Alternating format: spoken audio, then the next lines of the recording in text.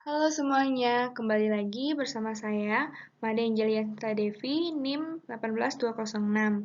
Di sini saya akan menjelaskan mengenai tren platform perangkat keras kontemporer. Nah, di sini saya ambil referensinya dari buku halaman 210 sampai 218. Meledaknya kekuatan teknologi perangkat keras dan jaringan komputer telah mengubah secara dramatis bagaimana bisnis mengatur daya komputasi mereka, menempatkan lebih banyak kekuatan pada jaringan dan perangkat genggam seluler.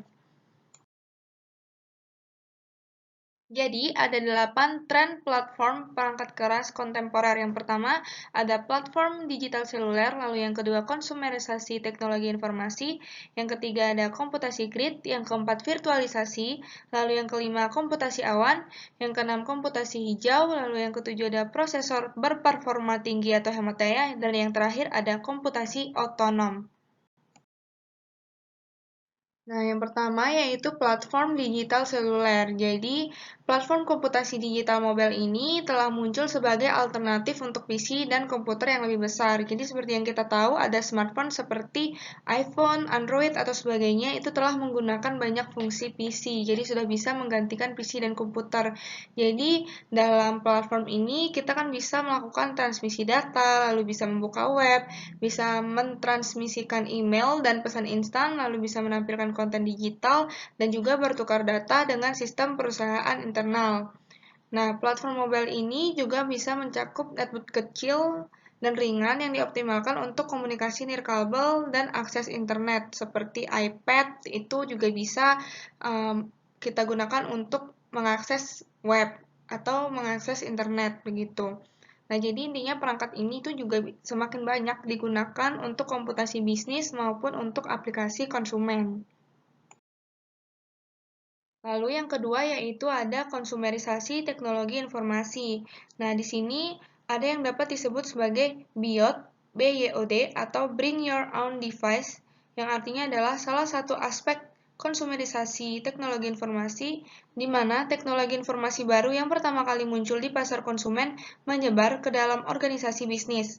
Nah, konsumerisasi teknologi informasi ini mencakup tidak hanya perangkat mobile personal, tapi juga penggunaan layanan perangkat lunak seperti Google, Yahoo Search, Gmail, Google Apps, Dropbox, dan bahkan Facebook dan Twitter yang berasal dari pasar konsumen juga. Konsumerisasi TI ini memaksa bisnis, terutama perusahaan besar, untuk memikirkan kembali cara mereka memperoleh dan mengelola peralatan dan layanan teknologi informasi. Bagian TI ini juga mempertahankan kontrol atas perangkat keras dan perangkat lunak perusahaan untuk memastikan bahwa bisnis tersebut dilindungi dan sistem informasi tersebut melayani tujuan perusahaan dan manajemennya.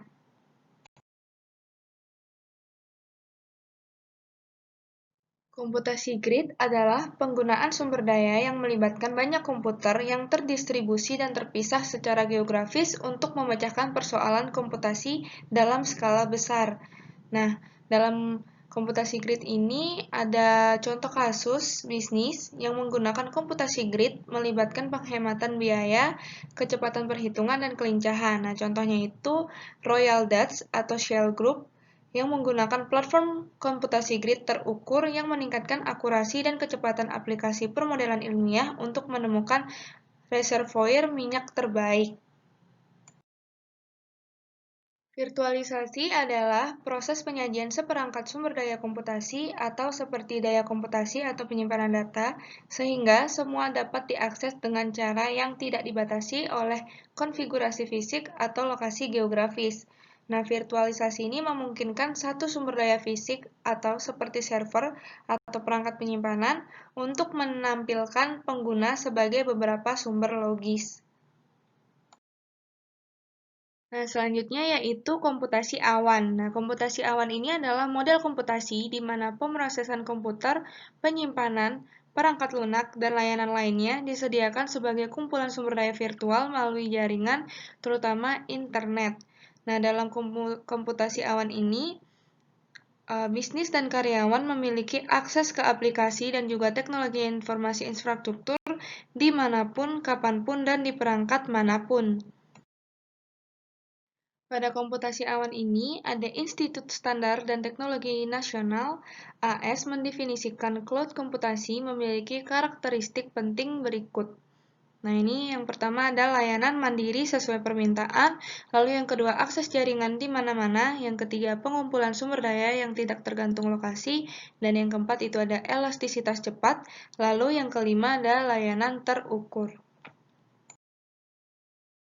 Nah, selanjutnya yaitu komputasi awan terdiri dari 3 jenis layanan. Yang pertama, infrastruktur awan sebagai layanan. Di sini, pelanggan menggunakan pemrosesan, penyimpanan, jaringan, dan sumber komputasi lainnya dari penyedia layanan awan untuk menjalankan sistem informasinya.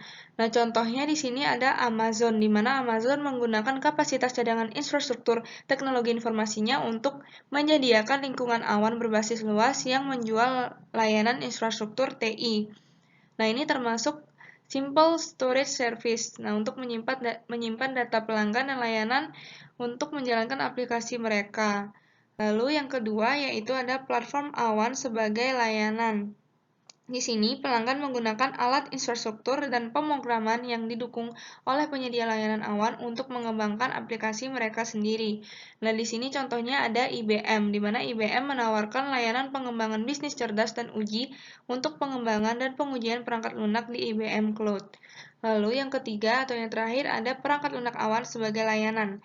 Nah, di sini pelanggan menggunakan perangkat lunak yang diselenggarakan oleh vendor di infrastruktur awan vendor dan dikirim melalui jaringan. Nah, contoh utamanya ini ada Google Apps. Lalu, tren platform yang selanjutnya ada komputasi hijau. Nah, komputasi hijau atau green computing ini mengacu pada praktik dan teknologi untuk merancang, membuat, menggunakan, dan membuang komputer, server, dan perangkat terkait seperti monitor, printer, perangkat penyimpanan, dan jaringan dan sistem komunikasi untuk meminimalkan dampak terhadap lingkungan. Mengurangi konsumsi daya komputer telah menjadi prioritas hijau yang sangat tinggi. Nah, selanjutnya ada prosesor berperforma tinggi atau hemat daya. Nah, pengertian prosesor sendiri adalah otak dari suatu komputer atau yang biasanya sering dikenal juga dengan CPU, yaitu suatu chip yang berbentuk IC atau integrated circuit yang mengontrol seluruh sistem komputer terutama dalam menjalankan instruksi. Nah, di sini juga cara lain untuk mengurangi kebutuhan daya dan penyebaran perangkat keras adalah dengan menggunakan prosesor yang lebih efisien dan hemat daya.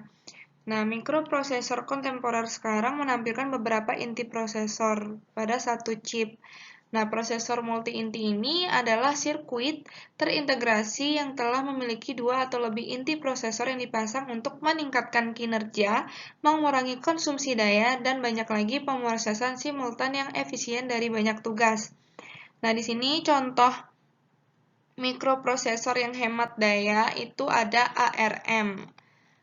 Nah, ARM ini prosesor yang dikembangkan oleh ARM Limited atau prosesor ini diciptakan untuk mengoptimalkan 3 kategori. Oleh karena itu, prosesor ini sering dipakai oleh perangkat smartphone dan music player serta router. Nah, tren platform yang terakhir adalah komputasi otonom, di mana komputasi otonom ini adalah upaya industri untuk mengembangkan sistem yang dapat mengkonfigurasi dirinya sendiri, mengoptimalkan dan menyesuaikan diri, menyembuhkan dirinya sendiri saat dipecahkan dan melindungi diri dari penyusup luar dan penghancuran diri. Misalnya, perangkat lunak perlindungan virus dan firewall dapat mendeteksi virus di PC, nah secara otomatis mengalahkan virus dan operator peringatan. Nah, program ini dapat diperbarui secara otomatis seiring dengan kebutuhan yang timbul dengan menghubungkan ke layanan perlindungan virus online seperti MCAV. Nah, IBM dan vendor lainnya mulai membangun fitur otonom menjadi produk untuk sistem yang besar. Baik, sekian penjelasan dari saya. Teman-teman bisa melanjutkan ke penjelasan part 5. Terima kasih.